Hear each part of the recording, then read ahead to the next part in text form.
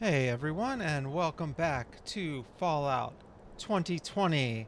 I have a new title screen there. Still pretty simple. I'm just trying to maybe upgrade my channel a little bit at a time until I get into a good routine. So I finally took away the generic hippie hop intro screen, which was actually from a stream I was trying to do. But I made one that actually says the name of this series. This series is super casual. I'm just basically building settlements using the Sim Settlement mod, but one of the settlements we have to colonize, is that the word? We have to, I say take over. This guy's actually taking them over, but we're helping out the Minutemen or whatever. So one of them, they'll always have a task for you to do, either, oh, the settler's been kidnapped or this or that. Or in this case, there's some raiders over here, over at the Corvega auto factory. They've taken over this place, and a bunch of farmers who don't live that close to this at all, but they've been bothered by these raiders, so they hired us. We're basically a raider too. We're kind of scamming them a little, but we're not gonna kill them, or we're gonna extort them. But we're all gonna make money from this. You know how it is. So yeah. Anyway, we're going in to take them out. I'm kind of trying to see if I can spot any of them. You hear the VATs clicking. There's a bunch of raiders at this place. I've cleared this out a bunch of times. It's pretty much one of the things you always do playing Fallout. Even in this case, when I'm not doing the main quest at all, I'm not doing the faction quest at all so far, you're still going to have to go over to this place because there's always raiders here. And it's a really nice dungeon, or whatever you want to call it. We'll just do a little save just in case I die. I don't have to walk that whole way again. We'll do a nice hard save instead of a quick save.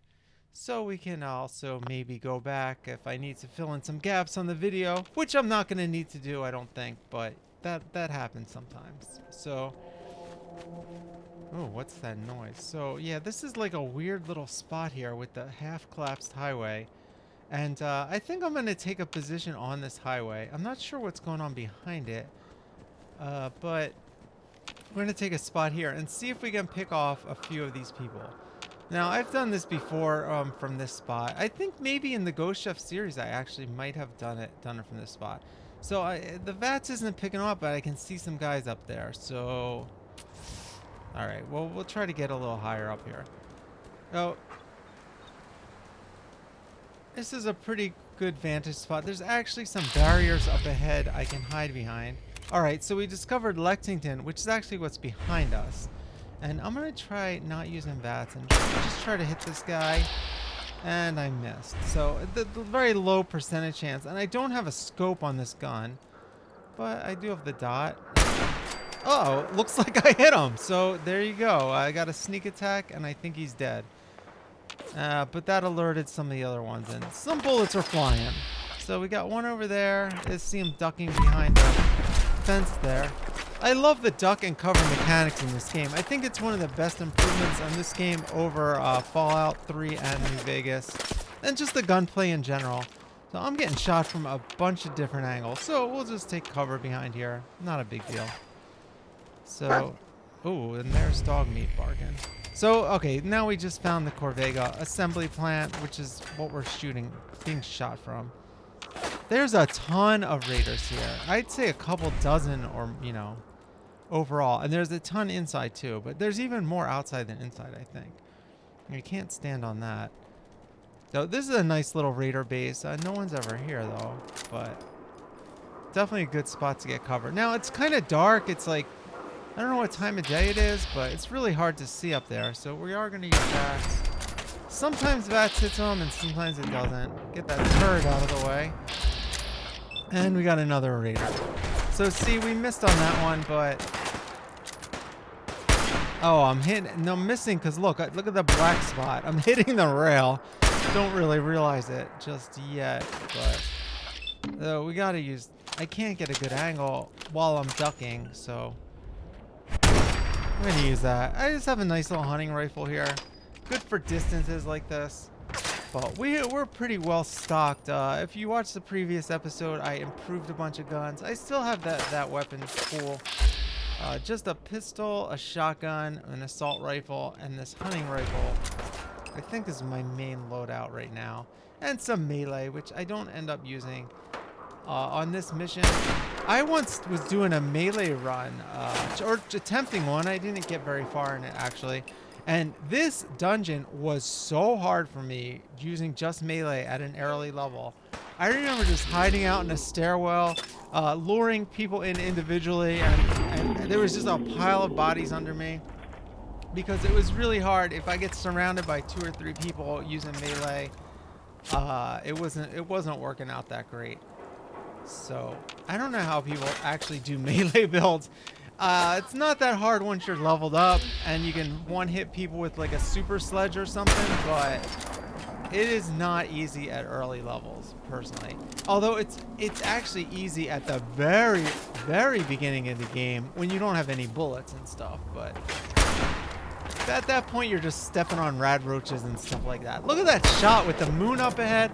This is such a beautiful game sometimes. I mean, we're shooting this guy up in this tower. Something's going on down below. Looks like a car blew up or something. I don't even know. I can barely see this guy, but putting a little pressure on him up there. And I definitely dinged a few people up there so far, but we're trying to get the rest of them. Really hard to see, but now it's raining. This is a great fight. We're just gonna save real quick because I don't feel like redoing any of that anytime soon. Alright, I did not mean to do that. Alright, so we're gonna switch to the combat rifle here. We're not gonna worry about the guy up top, and what we're gonna do is jump down. Can I jump down onto this? Alright, and down. Oh, whoa, looks like I fell into part of a building here. I was trying to hit the road up above, but I don't know how to get out. I don't know how to get out of here now. The map's not gonna help. But what I'm gonna do real quick is just heal while I have some free time. So we'll take a little med-X just to so we don't get damaged too bad. And it's funny, the Go Chef series I did, which is like this huge epic series where I do a voiced character who's like kind of a gangster guy. But I actually had played that same type of build on the PlayStation. Right now I'm playing on Xbox actually. And I did Go Chef on PC. I got this on every system. Although this one's just Game Pass. I didn't pay for it or anything. But when I did it on PS4, okay, if you watch Go Chef, he's mostly gets into Jet. He does the other chems once in a while, but it's mostly Jet because like the mole rats and all the bugs are moving too fast for him, so he needs to slow down time. It's like it's like a storyline. When I first did that character, I was just doing every chem. Like I would just every fight I would do buffed, I would do psycho, I would do med-X, and I would do even mentats, which I don't even know if they helped in a fight. I would just be taking handfuls of them. So that was the original character. And I played it pretty much the same way. Actually, I got a lot further in that than I did in Go Chef, because Go Chef had a little more flavor with the settlements and stuff, and with Kate. But in the first one, I got more into the settlements, and there are a few that I never ended up doing in Go Chef, which eventually I'll end up doing. Like there's a whole lab I built and a bunch of other stuff. All right, so we're just gonna do a little hard save here. I'd like to back up. I've actually had not on this, but on Skyrim, I had a corrupted save. I had a crash. I've had crashes. I don't think this has crashed that much, but with mods, you never know. Sometimes it just freezes. You go into a new area and you never know. So I always like to save. I used to save a lot more actually. I'm toning it down for the video. Although also I used to edit them out. This one this episode came out great. I actually played through, I mean I do stop it. Oh, a spoiler alert, I'm not gonna finish this mission in this episode, but I stop it at a good point. And I went exactly 20 minutes of playing. So there's no edits in this or the next 2 episodes, which I already recorded. All right, anyway, we're fighting these guys. A little up close and personal here. So that wasn't too hard. They jumped on us right as we walked out. But we're going to take some of this stuff. Just the basic. These guys all have... No, this guy doesn't. But there's a lot of stems, a lot of caps, and some other good stuff. I'm not really taking any of their outfits just yet. Okay, there's a bunch. You can already hear a ton of voices here. So no one... That's just the bathroom area. Like I said, I've cleared this out a lot, and I still get lost in the maze. Oh, and see, I switched to first person, and the gun's not rendering. So we'll just switch back and clear that out. So there we go. Yeah, this is what happens when you use mods, or it might not even be the mod. Who even knows? But all right, we're gonna go to a little first person here for some action. So I'm just looking around for loot while I'm here. Now, I've been watching Escape from Tarkov, this incredible, super realistic PC shooter, online shooter. Oh, here we go. And man, half these streams is just people camping in a room, and they'll peek out, and it's like super exciting because if you get killed, you lose all your loot. So I'm kind of taking this just a little slower. Obviously not that slow. These guys are going to charge you a lot easier than the other players in Tarkov do. Oh, here we go. And we got blindsided. I went in too slow and didn't look to my left. But that's what VATS is for. I mean, it does make fighting a little easier sometimes. I like doing a mix of VATS and not VATS at this point. When I played this before, I would always use VATS, and then when I was out of hit points, I would still use VATS to like line up my shots and stuff, which I still do sometimes. But with Fallout, I really do like the feel of the normal shooting a lot more than New Vegas and Fallout 3. So I tend to just, although look at the recoil sent me flying there. So I missed every shot on that guy, that door. All right, well, dog meat's got him, and we're just gonna bash him once and shoot him in the shoulder. Boom. I don't have this on too tough of a difficulty, although it's not on easy or anything. Probably right in the middle somewhere. Oh, they're throwing Molotovs at me out there. I don't even know what's going on out there. This place is also a maze. Like, I don't even know where I'm going or what I'm doing down there. So we're gonna actually equip our Molotovs. I don't have any grenades, which is kind of weird. I don't know who they're throwing that at, but it's not me because I'm not anywhere near them. I don't know which way to go, down or over here. Honestly, in retrospect, I think I missed the whole area of this place. Although I might be getting it confused with another dungeon, but it is a little confusing. I'm just gonna save again. Yeah, again, I don't feel like killing these 5 or 6 guys I just killed. I never understood that skull. It's like the red skull from Captain America. I don't really understand what that's supposed to be. Okay, so down there, I don't think that leads somewhere else.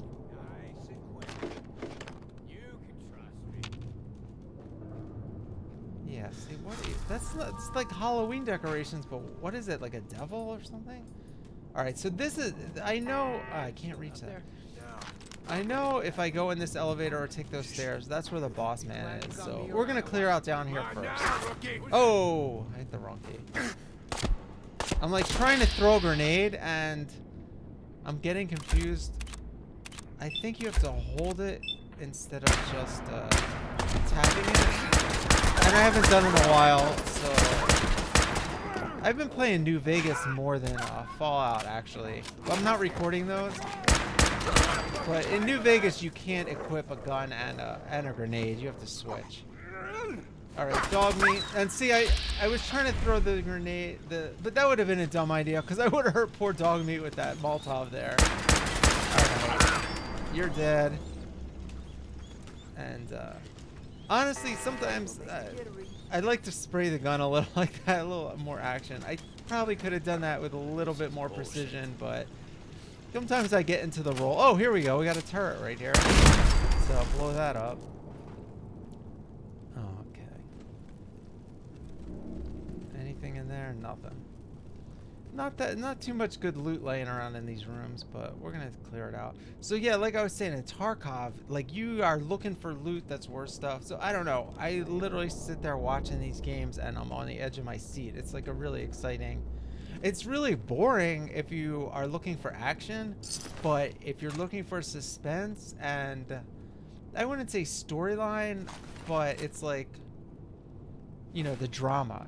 There's drama involved. So I really like that game, and it definitely influences the way I play Fallout, or I'm just a little more cautious and deliberate. But then there's still like a lot of bursts of energy and stuff like that.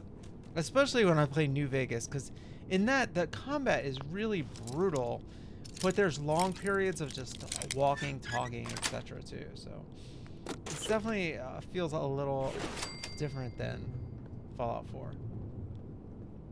But I really love Fallout 4 with all its flaws, and the combat is pretty universally praised even by people who complain about the game. So I'm gonna bust out the hunting rifle and try to get these guys from far away.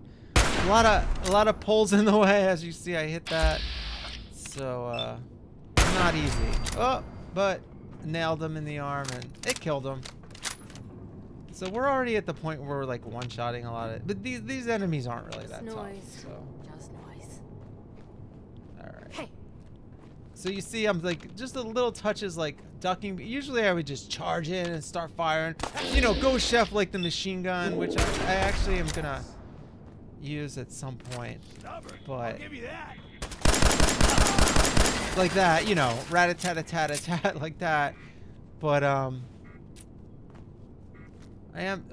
forget about that. I hate those things. And there's still more. That's what's making the noise, is these stupid lights. I don't even mind the light, it's the noise that's like insane. Oh, and I guess dog meat went down ahead. This always happens in this dungeon, actually, is that your companions, I'm trying to be sneaky up there. I know you can kind of command your companions to stay back too, but I never end up doing that. But even if you have human companions, the same thing. They're always down there fighting while I'm trying to deal with the people up here and do the looting, reload my weapons. Always, like, they're always down here starting the fight. It's pretty funny. They're like, this dog is getting hurt. All right, we're gonna watch for a second. Look at that. I love when it grabs the leg. Oh, that's the best. And that is actually a perk you get. It doesn't do that naturally. You have to add a perk on your perk chart for dog meat to drag them down to the ground, and I kind of got that in the middle there. All right, so you see we just picked up the submachine gun, so I actually might try that out. We're gonna quick key that so we can switch to it if we want. Because like I said, when I had the ghost chef, I really did like mostly use the machine gun. He's like an old school gangster. I mean, that's what they do, right? So I had a much different play style where I would just go in, guns blazing, take some damage, I didn't care, take the jet, slow down time, hit him with the SMG, you know, that's just how it went. So we'll do a little save here. And I'm definitely saving, I may not even save there, but definitely saving a lot. Oh, what do we got there? A little bottle cap mine. I've never been big on mines. Especially like strategic placement of mines. Like I'll definitely drop mines. Let's say Deathclaw, Red Scorpion's coming at me. I'm running backwards. You throw some mines in front of you. I've definitely done that. But I almost never like, you know, like right here, what I could do is before I get to the next room, put some mines down at the entrance and then lure the people out so they go over the mine. I never played that way, and I probably should. That's actually a really fun way to play the game. And that's one of the things about making this series and playing again and again is finding new ways to play. And that's one of the reasons I'm skipping the main quest on this. Where's that light?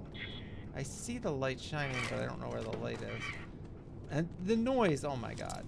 So anyway, yeah, so like I was saying, that's why I maybe skip the main quest and just do the settlements, because just kind of trying to keep playing the game and show the audience how you can play this game without getting bogged down by those you know, being railroaded by the plot of Fallout, which is, I guess I can't climb up there. You know, the plot's interesting, but it's actually super annoying in a lot of ways. And as you see, I have the voice protagonist turned off. In fact, I forget completely about that. It's been so long since I played with that, which I actually enjoyed when I did the female, but not the male. Anyway, we're going to call it here, and I'm going to finish this dungeon next time. Thanks for joining.